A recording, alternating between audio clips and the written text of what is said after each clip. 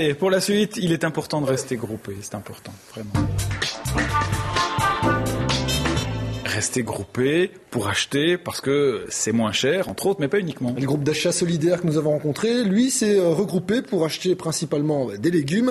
Mais grâce à ce type de regroupement, il peut acheter pas mal d'autres biens aussi. En fait, il s'agit de citoyens qui décident de se mettre ensemble tout simplement pour économiser un peu d'argent en achetant malin. Alors, il faut savoir qu'en région bruxelloise, depuis 2004, il existe une quinzaine quand même de groupes d'achat solidaires. Et Valérie Mailly s'est intéressée plus particulièrement à celui de Scarbeck, un reportage.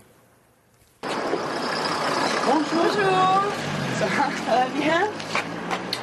Un mercredi sur deux, une camionnette de légumes débarque au cœur de Bruxelles, au point de rencontre d'un groupe d'achat solidaire. Collaborer avec ces gaz, comme on les appelle, c'est une aubaine pour un producteur. C'est pour 20 personnes ou pour 24 personnes. Sur Rotigny, on en a pour passer 100 personnes, parfois 150. Donc ça, évidemment, c'est du travail qui est vite fait, je vais dire, vite livré, je vais dire. 1 kilo de topinambour, un ail, un céleri, un chou blanc. Par ailleurs, aucun intermédiaire commercial signifie pour un producteur plus de marge bénéficiaire. Autre avantage, la sécurité d'écoulement. Les membres du groupe s'engagent à acheter les légumes pendant 1 an auprès du même agriculteur. Ils se veulent avant tout donc solidaires avec le fermier du coin, c'est leur devise. La base même de groupement d'achat solidaire, avant même le bio, c'est le local. Acheter des haricots biologiques produits au Kenya, ça nous semble une aberration, à beaucoup d'entre nous en tout cas. Et donc on préfère acheter des choses locales. Surtout avoir des légumes de qualité et avoir ça aussi à proximité. Aussi ça fait un réseau aussi dans le quartier, les gens se connaissent. Tout d'un coup, il y a d'autres liens qui se passent, voilà aussi. Moi je viens chercher le panier de Anne-Closet. Anne et Karine. D'accord. On a un producteur Christian qui est super. On le rencontre souvent. On a un vrai échange, je veux dire, on met une tête et des mains sur des produits, il y a un respect de ce qu'on mange et de la personne qui nous les fournit. Pour un panier de légumes, chaque membre verse 20 €. C'est un peu moins cher que dans un magasin bio.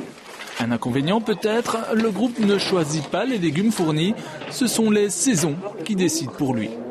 Avec la mondialisation, dans les supermarchés, on a des étals, des légumes toute l'année, des tomates toute l'année. Mais à la base, c'était pas ça. Donc c'est essayer de retourner un peu à des légumes, on les veut de qualité. Si on les veut de qualité, il faut aussi que ça soit de saison. Moi, je dirais que c'est plutôt un avantage.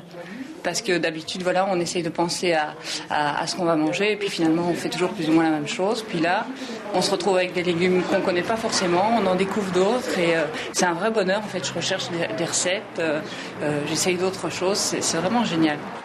Moi, j'adore ça en fait parce que c'est beaucoup plus simple. Je ne dois pas me demander ce que je vais devoir cuisiner ou je ne dois pas programmer les repas, mais je fais avec ce qui est là et comme c'est suffisamment diversifié, ça nous convient très bien. Donc voilà, finalement, tout est rassemblé pour nous faciliter la vie plus que la compliquer.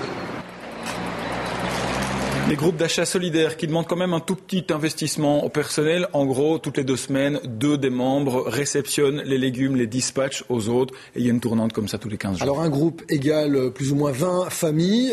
Plus d'infos sur ces groupes d'achat solidaires sur le www.gas-bruxelles.collectif au pluriel.net, un site où s'échangent les bons plans et les bonnes adresses. Par contre, si vous voulez créer de votre côté, dans votre quartier, dans votre rue, ce genre de groupe, une autre ASBL peut vous aider, le début des haricots, le site, vous l'avez vu aussi, mais ne vous inquiétez pas, toutes ces infos seront à retrouver sur notre blog, donc www.auquotidien.be. Voilà.